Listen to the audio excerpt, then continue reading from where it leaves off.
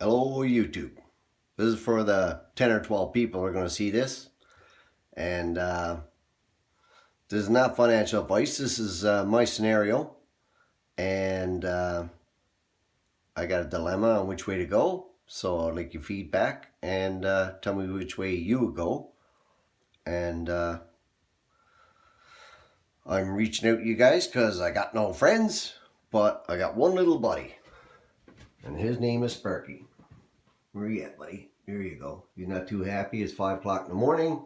So, you know, it is what it is. So, let's get down to my scenario. So, I can work $14 an hour full-time in Canada here, in Newfoundland. Or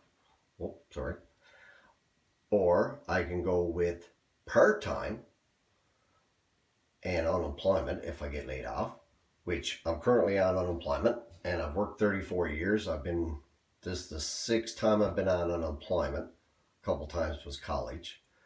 But anyhow, since I'm on unemployment and I'm eligible for work, and it's tough times out there, so now that I'm home, I'm available for work, but I'm checking out the different scenarios. I got time on my hands now, so what should I do? So anyhow, let's get down to the numbers. So this is my scenario. If I work full time, $14 an hour at 40 hours a week, it's $5.60 a week. Now minimum wage in Newfoundland currently is $12.15 an hour. So I work my 50 weeks and I make 28 grand gross. Get my vacation pay $11.20. Total for a year is going to be $29,120. So now Ernst & Young calculator says tax will be $4,090 for Newfoundland. Now Nunavut is $28.90 tax at the lowest, and Manitoba is the highest province at $44.66, and everybody else in between. So now I'll do a video later on because I made approximately $30,000 this year, and in a couple months when I do my income tax return, I'll show you what Ernst & Young's calculator is and what the difference is, and see if it's spot on, but probably not. Going to be out by a few bucks, but we'll do a video later on that one. So we got the $4,090 Newfoundland tax. Canada pension is going up from 5.25% this year up to 5.45% in 2021, which is another $15.8704. EI contributions are staying the same in 2021 at 1.58%. It's $460.09. So deductions off your checks should be $6,137.13. That's for a single person. So my scenario is I'm going to take the 2007 Ford Ranger 4x4, or I'll take the GMC, or I'll take the Camaro. Gas, I'm putting it at $9 a trip. Currently gas is $1.23 here in Newfoundland, a liter. I've had it down to, it cost me $8.28 a trip, but I've had it up to $9. Now you're going to have the truck warming up because you're working out all winter. So for shits and giggles, let's go with 56 kilometers a trip times 200 days in the Ranger. Like I said, 4x4, same thing with the other truck. So that's going to be $2,250 in gas for me. So I got my deductions of $61.37.13 plus gas at $22.50 is a total of $83.87.13. Now back to the vehicle. That's 11,200 kilometers on the truck. So that's at least 2 oil changes plus other maintenance. Now this year I went through a wheel bearing and I put on front brakes, but we're not adding any of that in. You're going to have your maintenance on your vehicle whether you're driving or not. So I'm just adding gas into this scenario. And now I could go cheaper with a different vehicle and drive a little Honda Civic or Corolla and get her down to $6 in gas or $5 in gas. But these vehicles are paid for, so you're going to have to add vehicle payments. So no, we're going to stick with the $9. A little bit harder on gas, but again, no payments. So 29,120 take away to 83,8713 gives you clear 20,732.87. So divide that by the hour, works out to be 10.36. So your my $14 turns into 10.36 an hour, which is clear 1727.73 a month. So that's working all year. 1727. So let's go with scenario number 2. I work 12 weeks.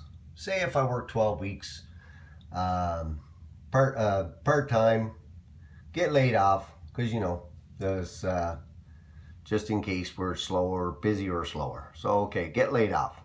So you get $14 an hour. If 40 hours is $560 a week again, times 12 weeks is $67.20, plus vacation pay is $268.80 for a total of $69.88.80 for the year. And then we'll add, so that's 480 hours. That gives you're eligible for unemployment now. So 32 weeks of unemployment because of our high unemployment rate. Take away 1 week waiting period equals 31 weeks at 55% is $308 a week times 31 is $9,548.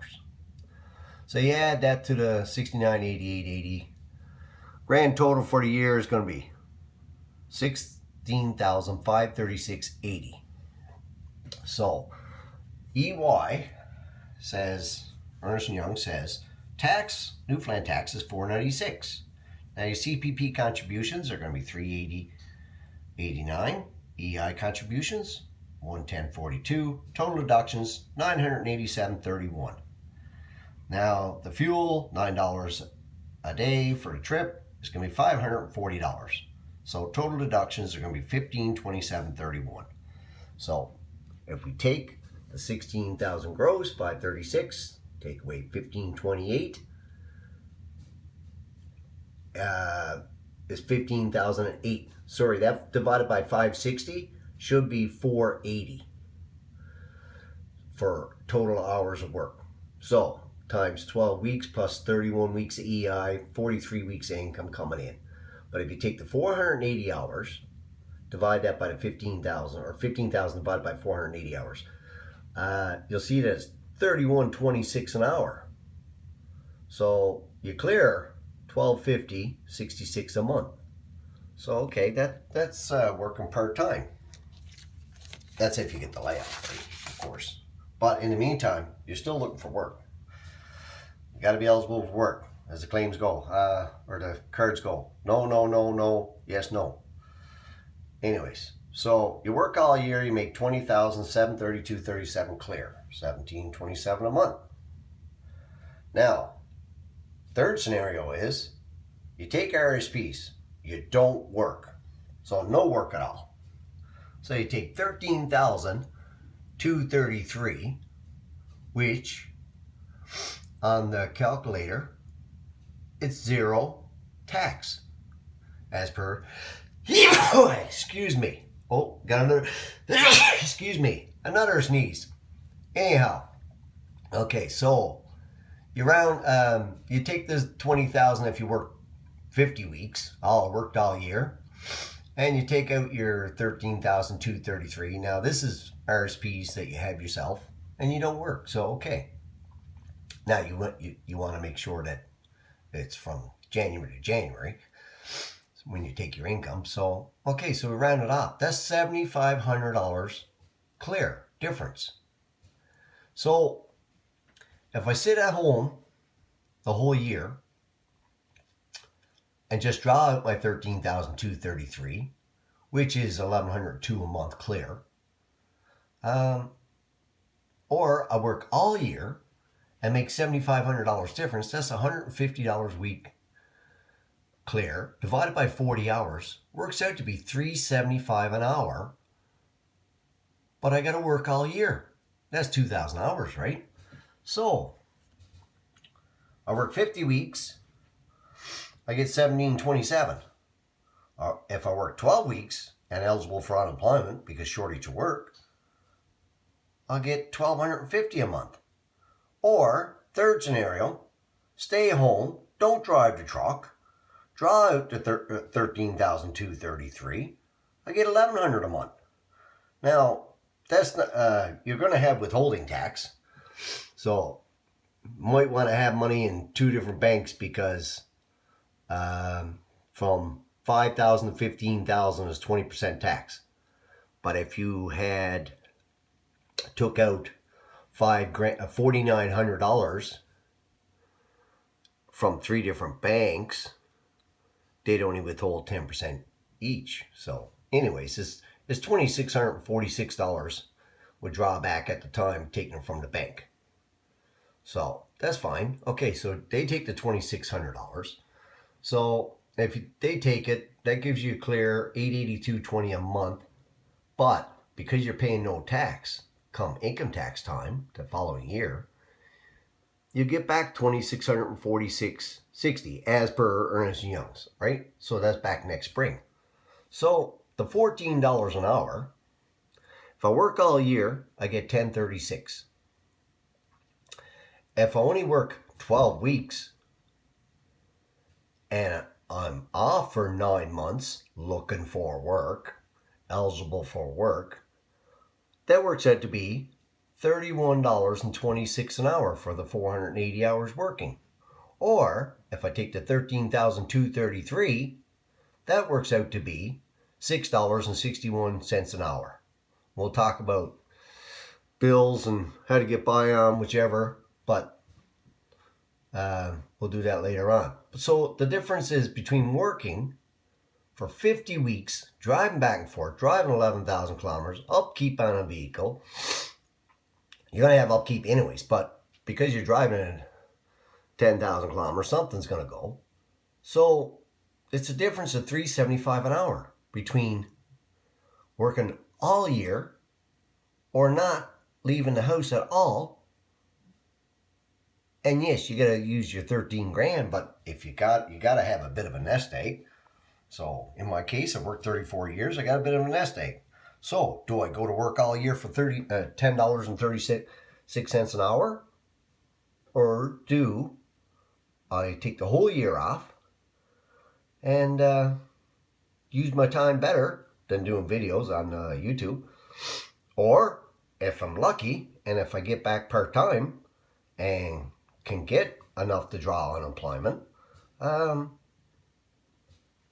which is better? Well, in this case it looks like better to work part-time, but I'm debating, I will be going eventually to zero.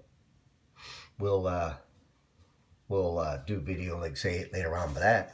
But yeah, it's if you guys could tell me which way you would go in that scenario, or for my scenario, because everybody's scenario is different. But no, it's the numbers don't lie.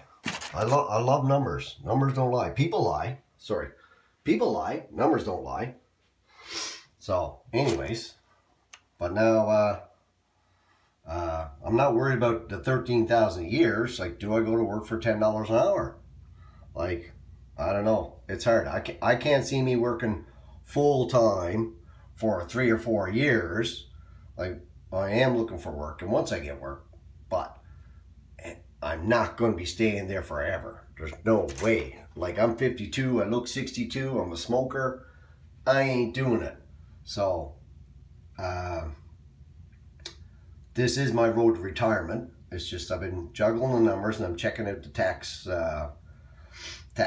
GST, which I haven't gotten. So I'll check out between GST, CPP, OAS, and GIS. But I'm juggling the numbers now, and they're working for me. So now for an added bonus, Like you say, well, who can live off $13,000 a year? Well, nobody can live off $13,000 a year. You gotta have a little bit more income coming in, and we're gonna talk about that a little bit later on. But here's a little bit of a stash, which, well, by the time you guys see the video, this will be gone again. That there is 33.1 ounces of gold at 24.09 this morning. That would be 79,000 and change Canadian. So we'll talk about that later on. By the time the video comes on, this gold won't be here, so don't even bother. Anyways, leave a comment and give me the feedback on which way you think I should go.